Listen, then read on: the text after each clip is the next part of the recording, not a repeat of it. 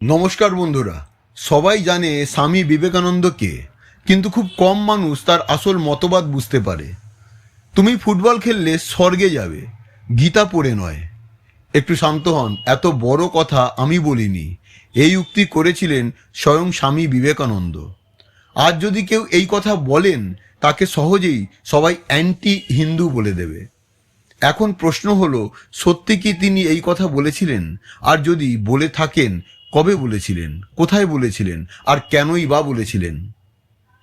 স্বামী বিবেকানন্দ এই উক্তিটি তার বই লেকচার্স ফ্রম কলম্বো টু আলমোড়ার একটি অধ্যায় থেকে নেওয়া হয়েছে, যার শিরোনাম দ্য ওয়াক বিফোর আস। তিনি 1897 সালে পশ্চিম থেকে ফেরার সময় এই সিরিজে এই উক্তিটি করেছিলেন। এই বক্তব্যগুলো পরে বই আকারে প্রকাশিত হয়। এই উক্তির মর্মার্থ হলো যে শারীরিক এবং মানসিক শক্তি অর্জন করা প্রয়োজন, তারপরেই ধর্মীয় ও আধ্যাত্মিক শিক্ষার অর্থ বোঝা যায়। অর্থাৎ তিনি গীতা পড়াটা বর্জন করেননি বা কখনো গীতা পড়তে নিষেধও করেননি, বরং শারীরিক এবং মানসিক স্বাস্থ্য দৈর্ঘ্যের গুরুত্ব দিয়েছেন। এখানে স্বামী কিছু বলতে চেয়েছিলেন শারীরিক ও মানসিক দুর্বলতা সম্পর্কে। বলেছিলেন আগে শারীরিক এবং মানসিক শক্তি গড়ে তুলতে হবে। শক্তি পেতে আমাদের ভালো খাবার খেতে হবে, যেমন শরীরে শক্তি আনতে ফুটবল খেলা অতি দরকার হয়ে পড়ে। আজকাল অনেকেই অস্বাস্থ্যকর খাবার খায়, যা এড়ানো উচিত। বাড়িতে রান্না করা খাবার খাওয়া উচিত এবং বিভিন্ন ধরনের শস্য যেমন রাগি, জোয়ার, বাজরা খাওয়া উচিত। দিনে কমপক্ষে 30 মিনিট ব্যায়াম করাও উচিত। মানসিক দুর্বলতার দুটি প্রধান কারণ অন্ধবিশ্বাস এবং রহস্য তৈরির প্রবণতা।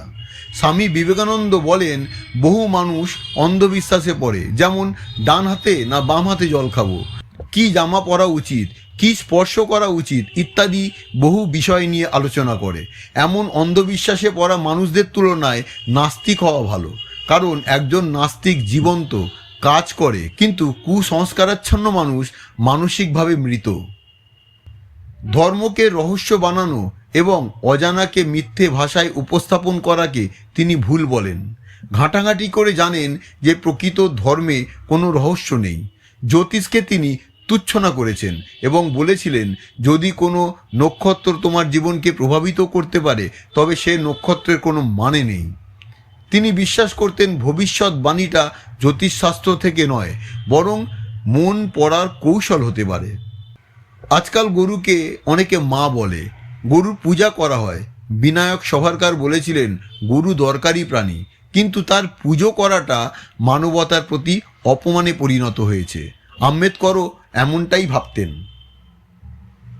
বিবেকানন্দ বলেছিলেন, অতীতে গরুর মাংস না খাওয়াটা হিন্দুত্বের প্রতীক ছিল না, বরং গরুর মাংস খাওয়াটা বেশ প্রচলিত ছিল। দুর্ভিক্ষের সময় গরু রক্ষায় ব্যয় করার সময় মানুষকে কোনো সাহায্য করা হয়নি। এই কথায় তিনি কষ্ট পেয়েছেন। মানবিকতার জন্য প্রথমে ব্যয় করা উচিত, তারপরে গরুর জন্য।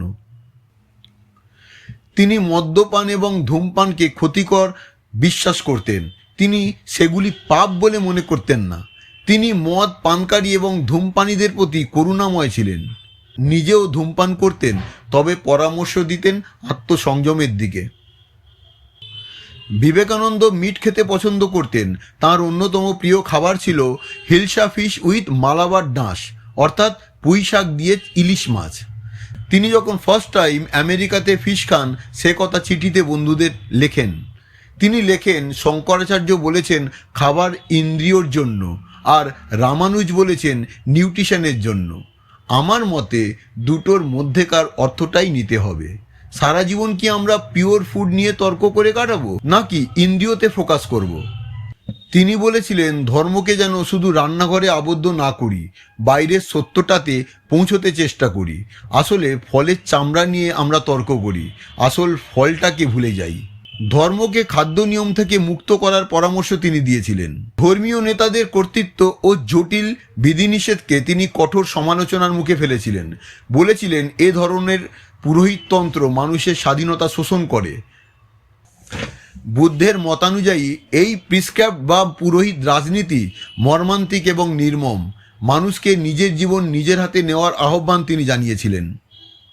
বুদ্ধ, কৃষ্ণ, রাম, চৈতন্য, নানক, কবিরকে তিনি প্রকৃত অবতার হিসেবে সম্মানিত করেন। হিন্দু ধর্মের প্রকৃত অর্থ হল সমবেদনা, সমতা, স্বাধীনতা, সর্বজনীনতা এবং দয়া। তিনি উপনিষদ এবং গীতাকে প্রকৃত ধর্মগ্রন্থ মনে করতেন এবং পরবর্তীতে রচিত পুরাণ এবং স্মৃতিকে ভুলবোধ করেন। তার বক্তব্য এবং লেখায়, বিশেষত lectures from Colombo to Almora এবং চিকাগো স্পিচ সহ, তিনি বলেছেন স্মৃতি এবং পুরাণ রচয়িতারা সীমিত মেধাসম্পন্ন, তাদের যুক্তি এবং জ্ঞান সীমিত ছিল। এইসব গ্রন্থ বা পরিশিষ্টগুলোর অনেক নিয়ম, কুসংস্কার, সামাজিক বিধান বস্তুনিষ্ঠ নয় এবং এগুলো বহু নতুন ধর্মীয় বিভ্রান্তি, ভেদাভেদ, সমাজের সংকীর্ণতা এবং কুসংস্কার সৃষ্টি করেছে। তাই তিনি বারবার উপনিষদ এবং গীতাকে ধর্মের মূল ভিত্তি বলে জোর দিয়েছেন। বন্ধুরা, অ্যালকোহল একটা অদ্ভুত বিষয়। অনেকেই ভাবেন তারা মদ্যপান করলে তাদের ধর্ম নষ্ট হবে। শুধু হিন্দু ধর্মে নয়, অনেক ধর্মেই এই ব্যাপারটা আছে। কেউ মনে করে মদ্যপান করলে, কেউ মনে করে মাংস খেলে, কেউ মনে করে ধূমপান করলে ধর্ম নষ্ট হয়। কিন্তু স্বামী বিবেকানন্দ বলেছিলেন, আমি নিজে কখনো এগুলোকে ভালো বলি না, এন্ডোর্সমেন্ট করি না। তিনি বরং বলেছিলেন এটা হেলথের জন্য ক্ষতিকর, পাপ অপবাদের ধারণা দিয়ে নয়। যেমন আমি বললাম প্যাকেটজাত খাবার খাওয়া উচিত নয়, কারণ সেটা হেলথের জন্য ক্ষতি করে, কিন্তু বলিনি যে এতে নেগেটিভিটিতে ভরা, পাপ হবে। স্বামী বিবেকানন্দ ফ্যানাটিক্সদের নিয়ে বলেছিলেন তারা ঘৃণায় ভরা, যার 90% ফ্যানাটিক্স খুব বাজে জীবনযাপন করে। তুমি যদি ফ্যানাটিক্সদের থেকে দূরে থাকো, তাহলে অ্যালকোহলিকদেরও সহানুভূতি থাকবে। বুঝতে পারবে তারা মানুষেরই মতো, কোনো পরিস্থিতি তাকে টেনে নিচ্ছে। বিবেকানন্দর এক আমেরিকান বন্ধু ছিলেন মিসেস জনসন। তিনি স্বামীজির ধূমপানের অভ্যাস নিয়ে আপত্তি করেছিলেন। তিনি বলেছিলেন যে কোনো স্পিরিচুয়াল মানুষ অসুস্থ হওয়াটা উচিত নয়, আর ধূমপান করা পাপ। বিবেকানন্দ উত্তর দিয়েছিলেন, আমি যেমন তেমনই থাকব। যদি সবাইকে খুশি করার মতো বৈচিত্র্য আমার থাকতো, তাহলে হয়তো পরিবর্তন করতাম, কিন্তু এখনো পর্যন্ত এমন কাউকে দেখিনি যে সবাইকে খুশি করতে পারে। এটা যেন স্মোকিং জাস্টিফিকেশন মনে না করেন। বিবেকানন্দ নিজে ডিসিপ্লিনদের বলেছিলেন এটা শরীরের জন্য ভালো নয়, আর তিনি নিজেও এই অভ্যাস থেকে মুক্তি পাওয়ার চেষ্টা করছেন। স্বামী বিবেকানন্দ বিলিভ করতেন এই পিসক্রাফট ক্রুয়েল, হার্টলেস এবং টাইনিক্যাল। তিনি বলেন পুরোহিতরা ভাবে ঈশ্বর আছে, কিন্তু ঈশ্বরকে পাওয়া যায় শুধু তাদের মাধ্যমে। ডোনেট করো, ওরশিপ করো, সব কিছু ঈশ্বরের ওপর ছেড়ে দাও। পুরোহিতরা পৃথিবীতে বারবার নিজেদের ক্ষমতা বাড়াতে হাজার হাজার নিয়ম বানায়, সাধারণ সত্যকে যত সম্ভব জটিল করে দেয়, নিজের আধিপত্য বৃদ্ধি করে, মানুষকে বিভ্রান্ত করে। বহু যুগের কুসংস্কার, অত্যাচারের পরেই প্রিসক্রাফট জন্ম নেয়। তারা কখনো পরিবর্তন চাইবে না। তাই মানুষদের নিজের হাতে নিতে হবে নিজের নিয়ন্ত্রণ। বুদ্ধের মতো বিবেকানন্দও বলেছিলেন এই পুরোহিততন্ত্র দূর করতে হবে। বুদ্ধ, কৃষ্ণ, রাম, চৈতন্য, নানক, কবির প্রকৃত এম্বডিমেন্ট। বিবেকানন্দ বলেন সত্যিকারের এম্বডিমেন্ট হলো বুদ্ধ, কৃষ্ণ, রাম, চৈতন্য, নানক, কবির। তিনি বলেন সব কিছুর মধ্যে ঈশ্বর আছে, আমি ব্রহ্ম, তুমিও ব্রহ্ম। অর্থ, কম্প্যাশন, সিম্প্যাথি, ইউনিভার্সালিজম, ইকুয়ালিটি, লিবার্টি, এই সবই হবে বাস্তব ধর্মের মূল নীতি। অর্থাৎ যত ফর্মভিত্তিক বিদ্বেষ, sexism, casteism, racism, xenophobia, communal hatred, classist attitude সব কিছু বদলাও। নিজের জীবনে কোথায় ইমপ্রুভমেন্ট আনা যায় আর নেগেটিভ জিনিসগুলো দূর করা যায় ভেবে নাও।